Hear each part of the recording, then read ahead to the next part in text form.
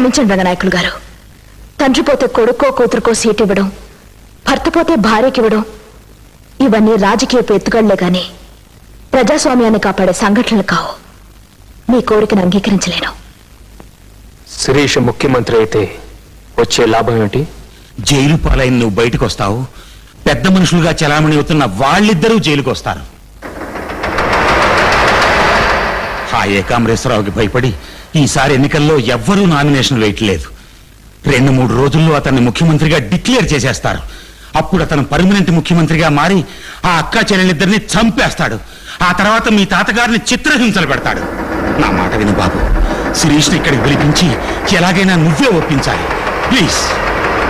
శిరీష ముఖ్యమంత్రి అవుతుంది, మీరు వెళ్ళండి.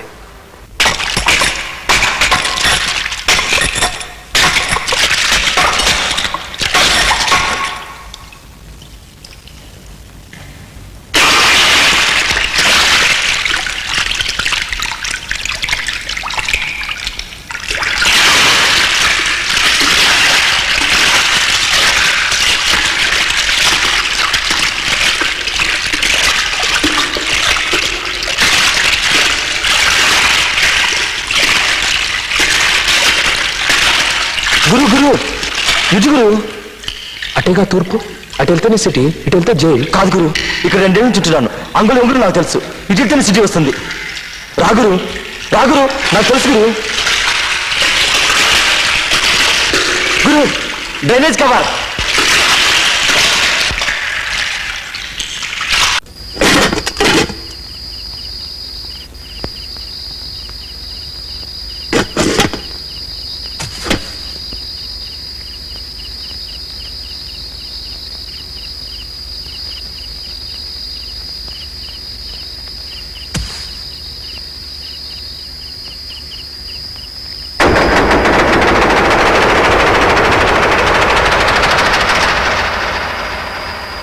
ఈ క్రైమ్ చాలరా నిన్ను లైఫ్ టర్మ్ ఇక్కడే ఉంచడానికి. సారీ గురు, నిన్ను ఇలా పట్టిస్తే నాకు 3 ఏళ్ళు శిక్ష తగ్గిస్తా అన్నారు.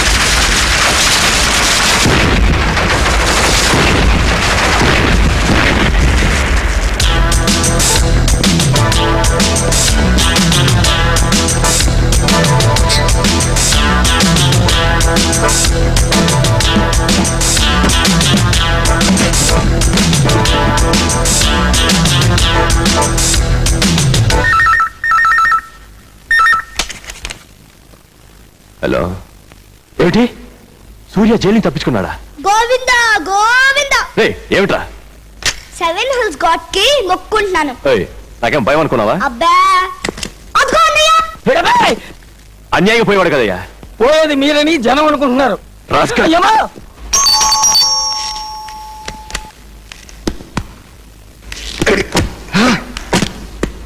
ఎక్కడి మనవడు ఇక్కడ రాలేదు. అయ్యో,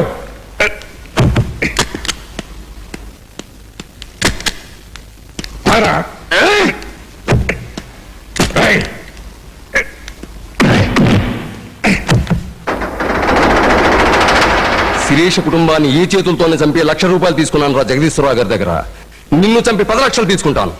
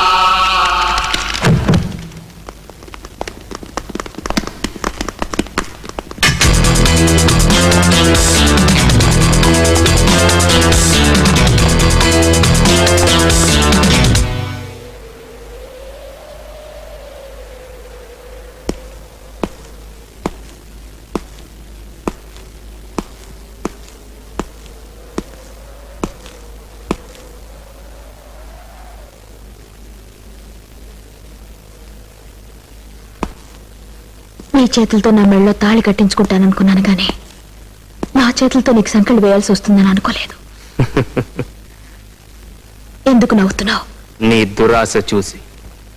అంటే అధికార దుర్వినియోగం చేస్తున్న ఆ ముగ్గురిని చంపందే నా చేతులకు ఎవ్వరూ సంకెళ్ళు వేయలేరు. ప్లీజ్ సూర్య, నా మాట విను. ఒక పోలీస్ ఆఫీసర్గా కాదు, నీ దానిగా కొడుతున్నాను. ఇంతటితో ఈ మారణహోమం ఆపి. అది నీ చేతుల్లోనే ఉంది. నా చేతుల్లోనా? ఎస్.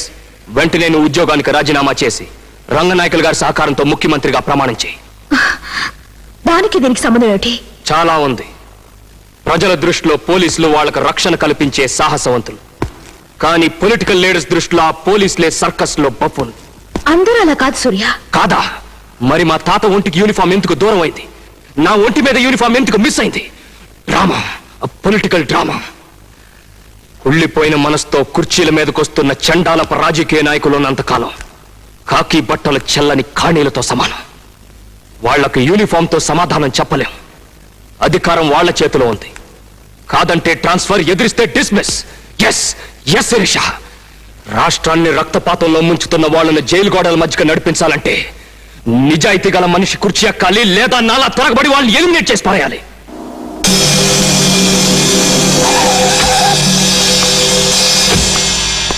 నువ్వు ముఖ్యమంత్రి పదవికి ఎస్ అంటే ఈ హత్యలు ఆపేసి తిరిగి జైలుకు వెళ్ళిపోతాను.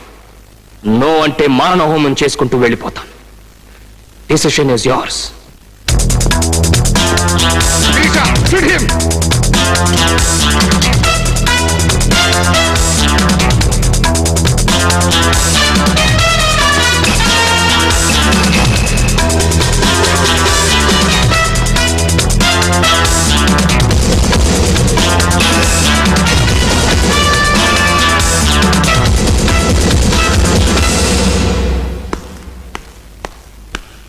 అతన్ని షూట్ చేయమంటే ఎందుకు చేయలేదు?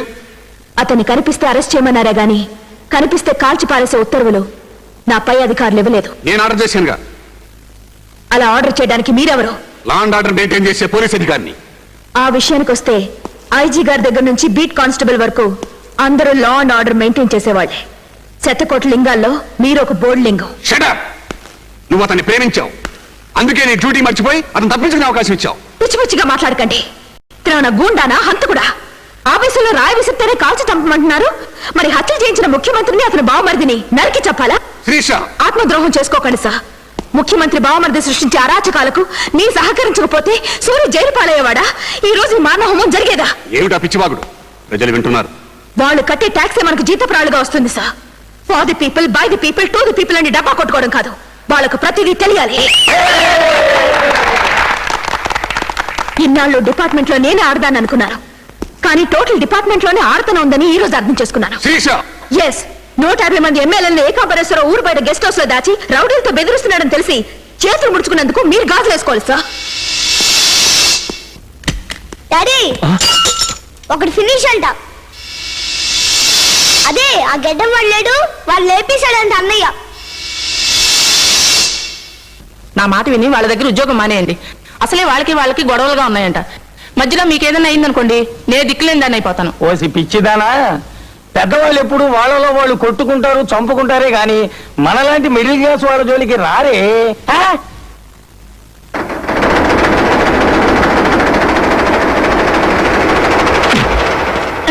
ఎవరండి అబ్బాయి? ఫ్రెండ్. ఫ్రెండా? ఒరే ఫ్రెండ్, జగదీశ్వరరావు ఏకాంబరేశ్వరరావు ఎక్కడున్నారో చెప్పు. ఇవి చేతులు కావు, నాకేం తెలియదు. రేయ్, ఫ్రెండ్ కి ఎప్పుడు నిజం చెప్పాలి రబ్బోస్తాడు. నీ కాలు పట్టుకుంటా, నిజంగా నాకేం తెలియదు. నాకు తెలియదు. నీ అమ్మ కడుపు మాడ, ఆ నిజమేదో చెప్పాడో రాదు.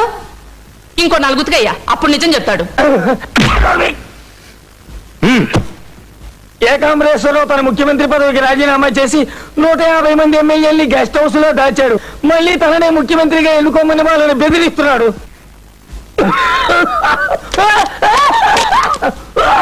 మిడిల్ క్లాస్ వాళ్ళు ఏమి చేయరన్నావుగా, అన్నాడు. నీ అమ్మ కడుపు మాడ, ఈసారి ఇంట్లో నుంచి బయటకు వెళ్ళు, నీ కాళ్ళు కొడతాను.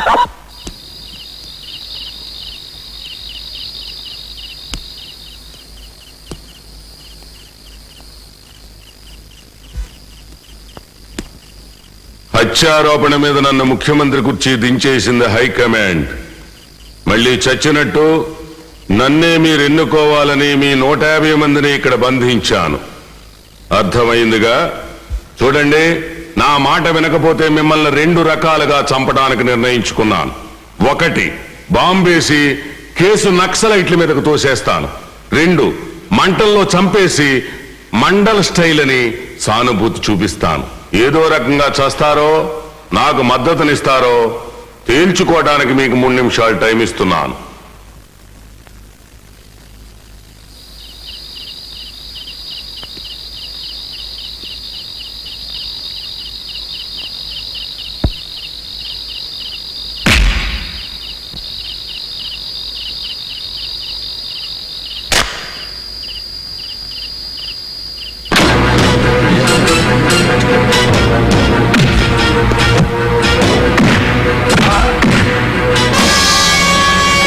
మీరంతా నిజంగా శిరీష్ కి సపోర్ట్ చేయాలంటే ఆవిడ దగ్గరికి వెళ్ళండి.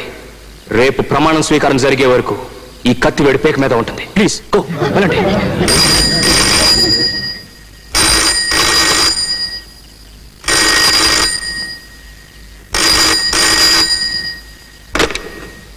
హలో, నేను జగదీశ్వరరావు మాట్లాడుతున్నాను. బాబు ఫోన్ ఇవ్వు. Wrong number. రాంగ్ నంబరా? అన్నయ్య ఎక్కడికి వెళ్ళి మావని తుక్కుగా కొడుతున్నాడేమో. బాబాయ్, ఇప్పటికైనా నా మాట వింతల్లి. మా మాట కాదనకమ్మా. నాన్న ఆత్మకు శాంతి కలగాలంటే నువ్వు ముఖ్యమంత్రివి కావాలి Sirisha.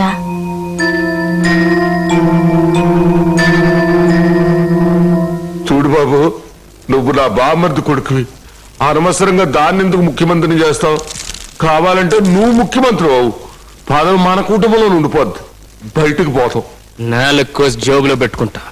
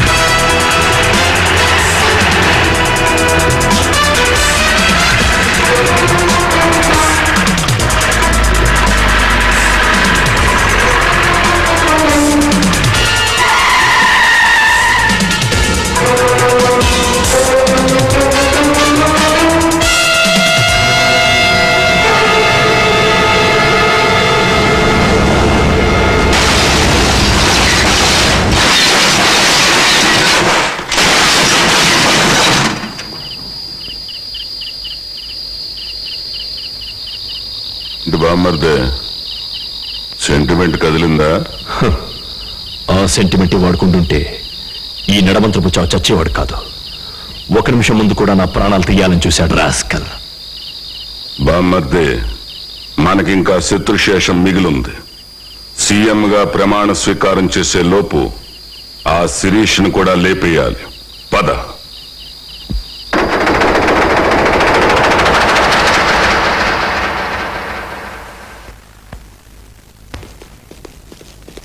Sir phone. Hello yes hello hello hello hello sir hello sir please see this. Hello sir, ప్రమాణ స్వీకారం చేయబోతున్న శిరీష్ని చంపాలని ప్లాన్ చేస్తున్నారు. Please saver.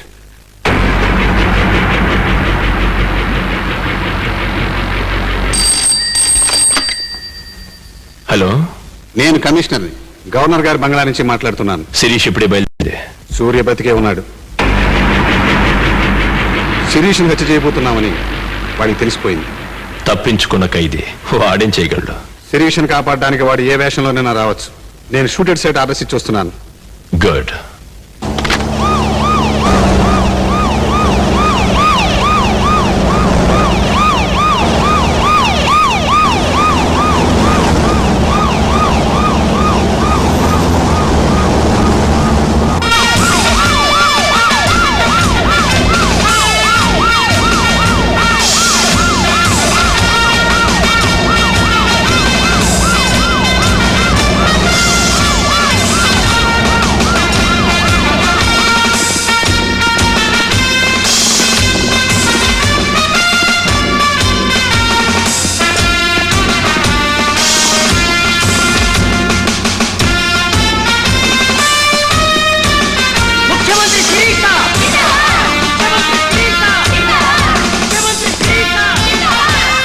వారికి వస్తాడు.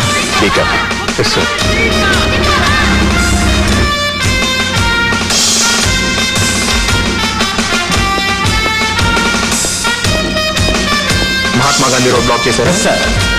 పబ్లిక్ గార్డెన్స్ రోడ్ బ్లాక్ చేశారా? చేయలేదు సార్. అది కూడా బ్లాక్ చేయమని మెసేజ్ ఇవ్వండి. ఆ సూర్యగాడు చాలా తెలివి వెళ్ళాడు, ఎటు నుంచైనా రావచ్చు. Okay sir.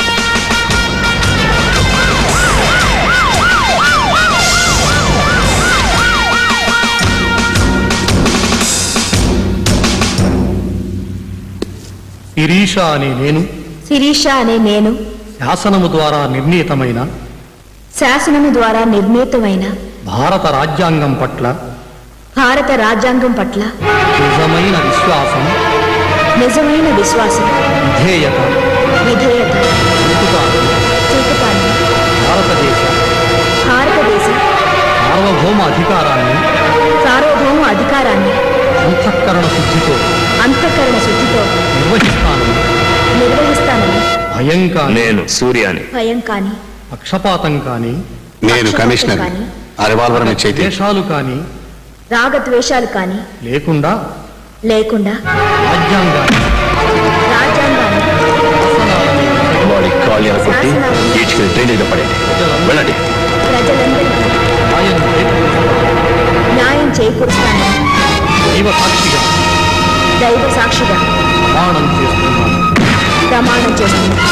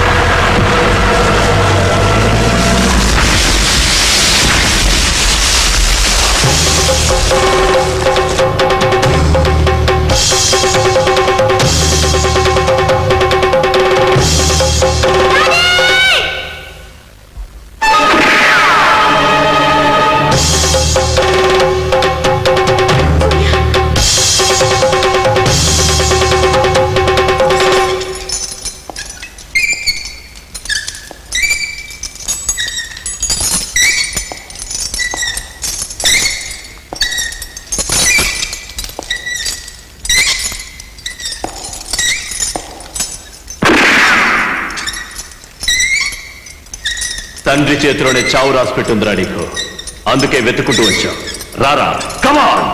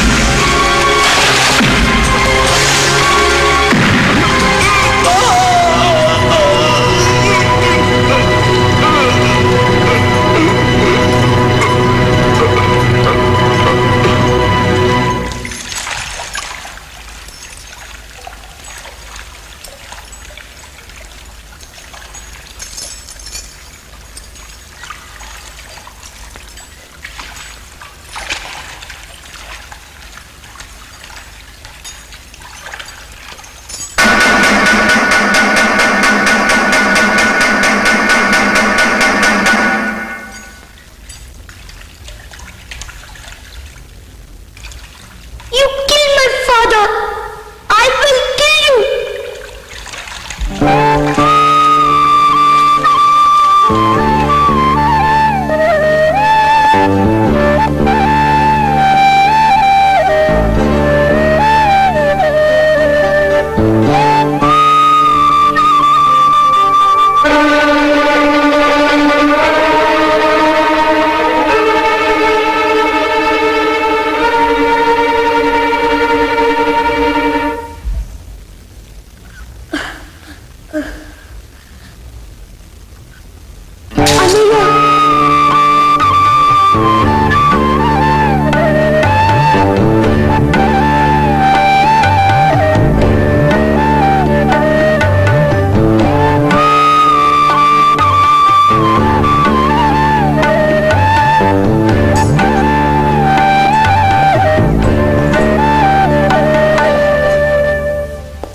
సారీ శిరీష, తూర్పును ఉదయించిన సూర్యుడు పడమట అస్తమించక తప్పదు. నేను అస్తమయం చూడను. రేపటి సూర్యోదయం కోసం ఎదురు చూస్తూ ఉంటాను.